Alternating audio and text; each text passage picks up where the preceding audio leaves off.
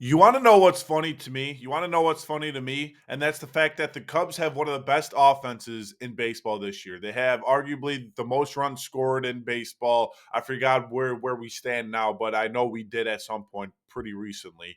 We have, crazy amount of RBIs, et cetera, et cetera, et cetera, right? But where we lack so much is runners in scoring position, which I don't understand. The Cubs have the Cubs are the worst team in baseball when it comes to scoring runners in scoring position. Excuse me, 92 runners in scoring position left on base already this season, and it's not even close to being May. The next team up is the Toronto Blue Jays with 75. Now, I'm not saying it's just I am saying it's damn pathetic, dude. I don't know how the Cubs should have destroyed San Diego yesterday. Destroyed them. But we didn't. 13 left on base last night. It took Nico Horner the 10th inning to have almost a damn career day to win this freaking ball game. And then those two drop balls by Tucker and Gage Workman in the same at bat against Manny Machado, which ultimately led to Manny Machado hitting one over the damn fence. I thought for sure that game was over. You have freaking Dansby Swanson. Where is he gone? Is he still even major league caliber? Strap in and let's get this damn thing started because now I'm fired up.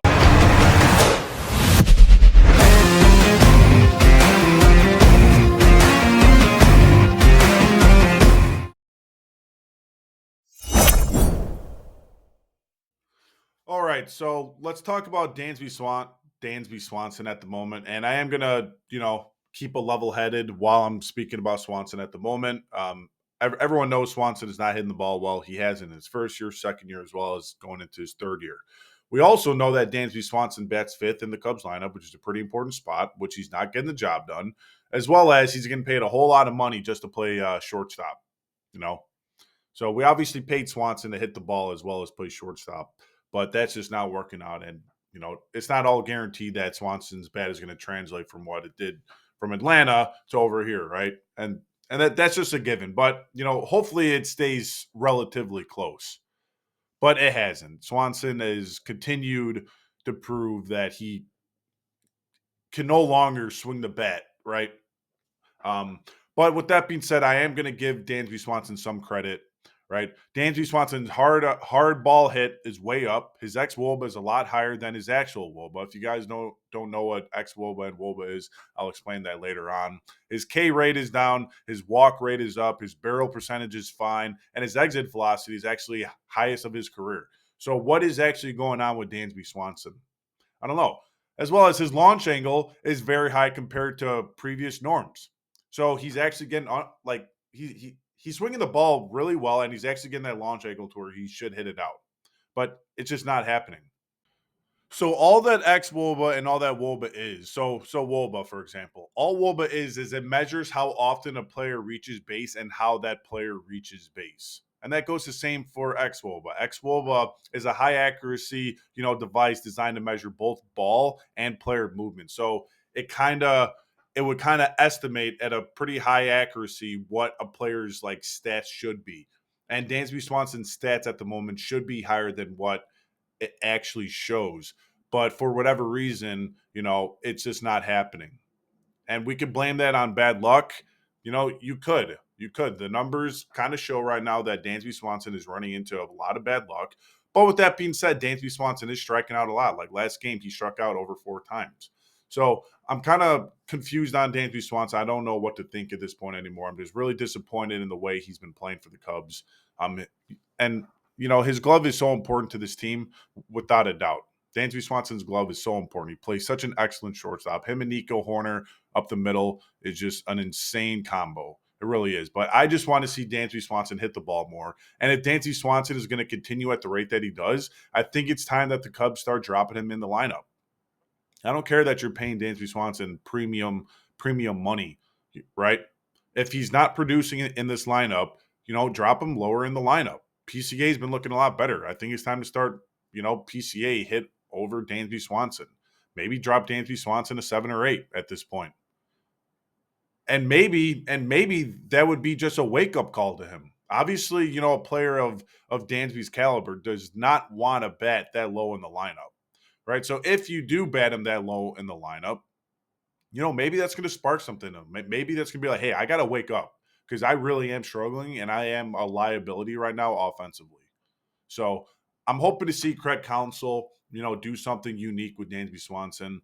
It would be a Craig Counsell thing for Craig to be like, oh, actually, let's bat Dansby Swanson right behind Kyle Tucker, like how I have been putting Justin Turner. I swear, if I see Justin Turner batting behind Kyle Tucker one more time, my next video is going to be about Craig Counsell. I promise you that.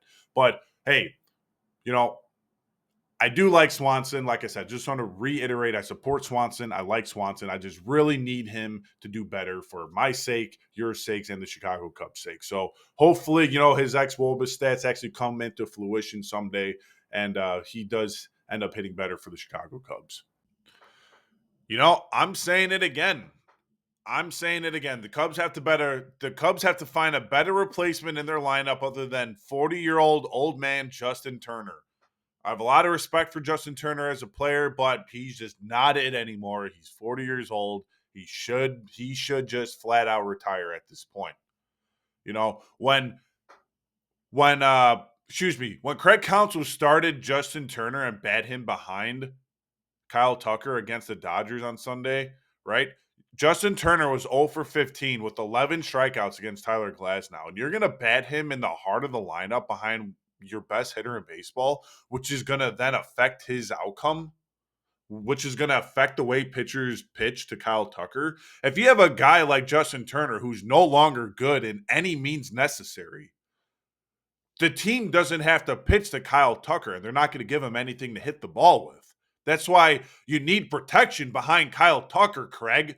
You don't put Justin Turner, who's 0 for 15 with 11 strikeouts, behind Kyle Tucker, and then follow it up with batting Justin Turner number 3 in yesterday's ball game against San Diego when Justin Turner's batting 161 on the season with 0 homers, 4 RBIs, and a whopping 469 OPS.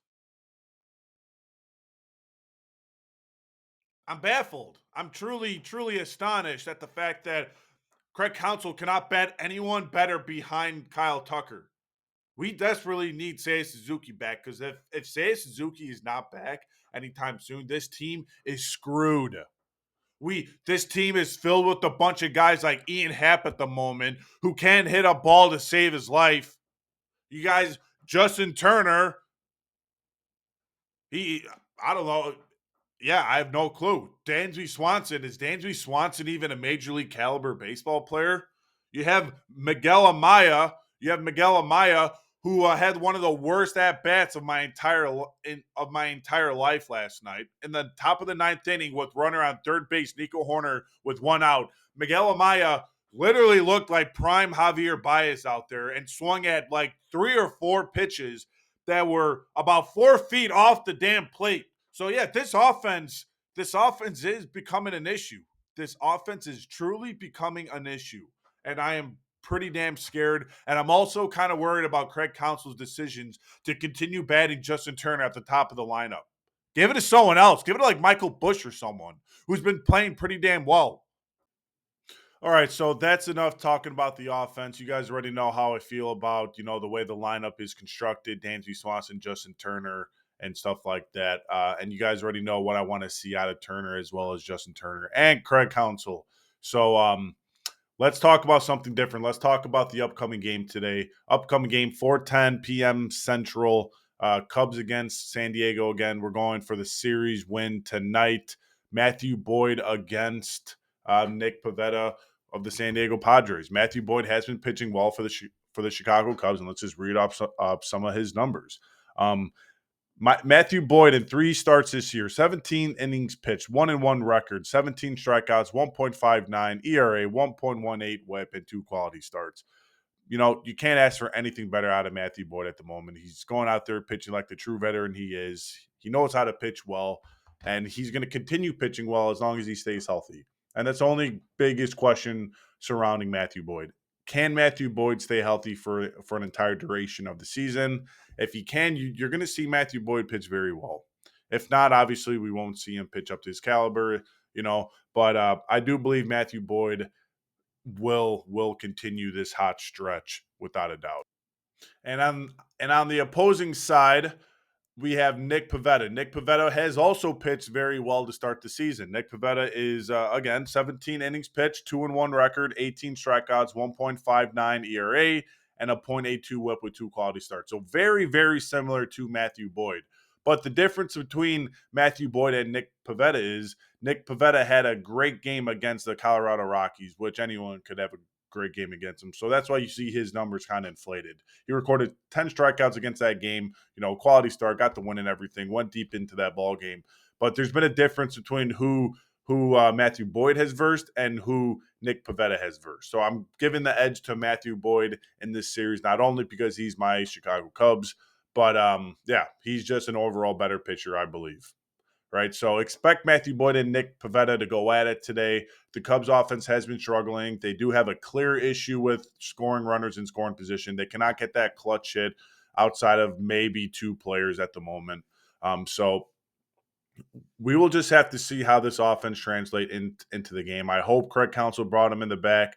Maybe kind of tweak the lineup a bit today. Maybe get some fresh new names and some higher spots in the lineup to carry some more burden who have been playing well. And I do want to see these players that have been struggling to continue to be dropped in that lineup, right? Like I said, no reason Justin Turner is batting as high as he is. That's just embarrassing. That is pathetic. That makes me angry, very angry. And it should make you guys angry as well. No disrespect to Justin Turner here, but come on, man. Batting 3 behind Kyle Tucker, that's ruining Kyle Tucker. That's affecting Kyle Tucker. But with that being said, I think the Cubs will ultimately end up winning the series to win their 5th consecutive series in a row, especially against good teams, right? If the Cubs do win this series today, that's going to be pretty astonishing, and this will make up for a good summer. But I think they do have some glaring holes that they have to plug, and they need some people to get healthy and come back. But with that being said, my name is Andrew. Always keep the faith, and I am the Cubby Perspective.